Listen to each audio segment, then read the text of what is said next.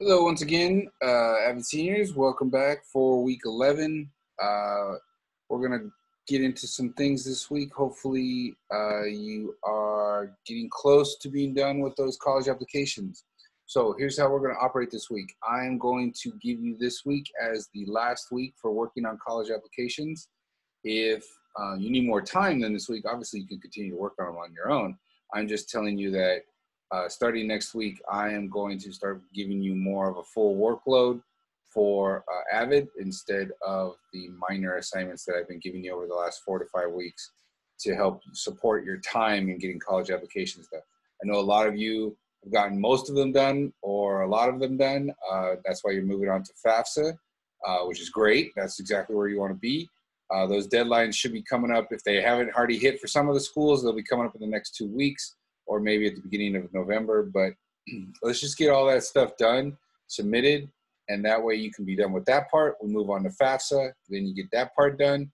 And then we have a little time to kind of wait until February, March-ish when you start getting letters back. And then we'll start talking about colleges then. So the quicker we can get the applications done, the FAFSA done, then you can refocus on your classes, make sure you're passing all your classes. We've talked about that as seniors. You want to make sure to pass at least.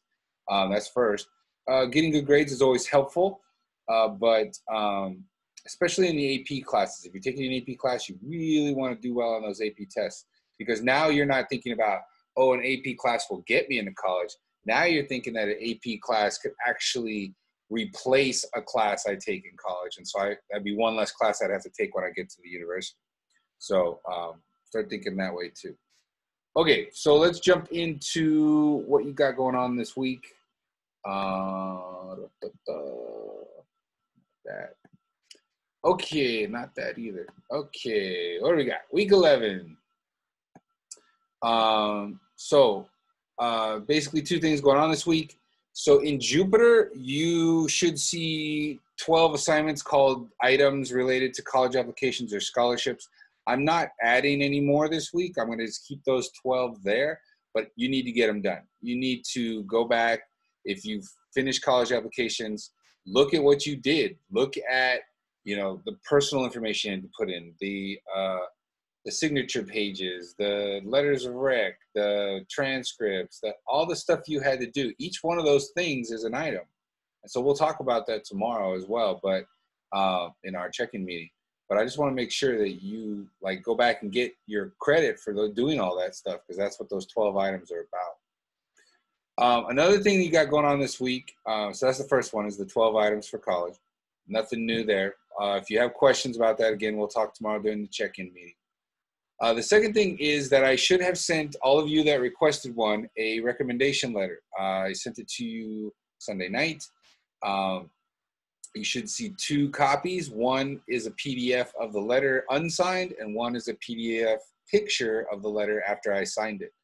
I'm not sure if your applications are asking you to turn it in or they want me to turn it in. I know some students have put in my information and then the system asks me for a recommendation. So then I would go ahead and just upload that letter for you. But if they're asking you to turn it in, I wanted to put it in your hands. Now, here's the beauty of getting a rec letter the way I'm doing it for you.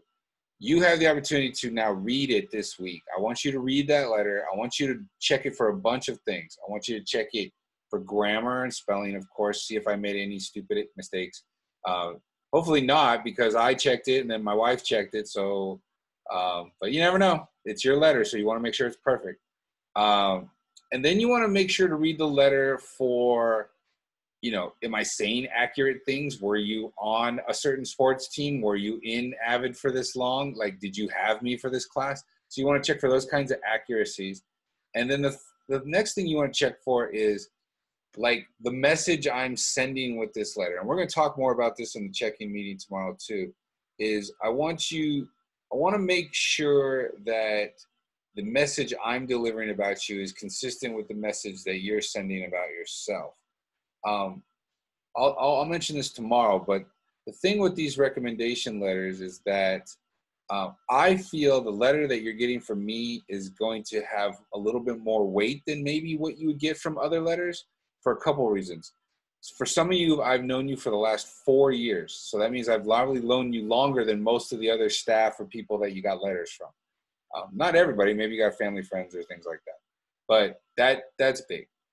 You know, it's coming from me, a teacher and a program coordinator. And so that means, like, I know you from the academic world. I know you from your classes. I know how you are as a student. And so I got a feeling they're going to look at my letter and say, okay, what is this person who knows, you know, science, who knows Avid and has known them for almost 4 years for some of you? What is this person saying about you?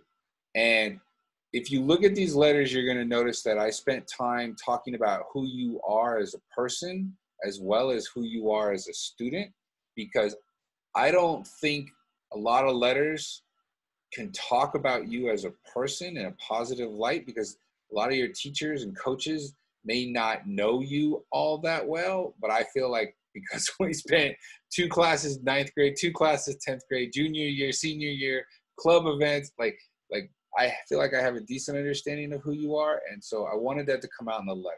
And so when you're looking over these letters, make sure that what I'm bringing out is what you want brought out. And hopefully I did a good job of doing that. So we'll talk more about that.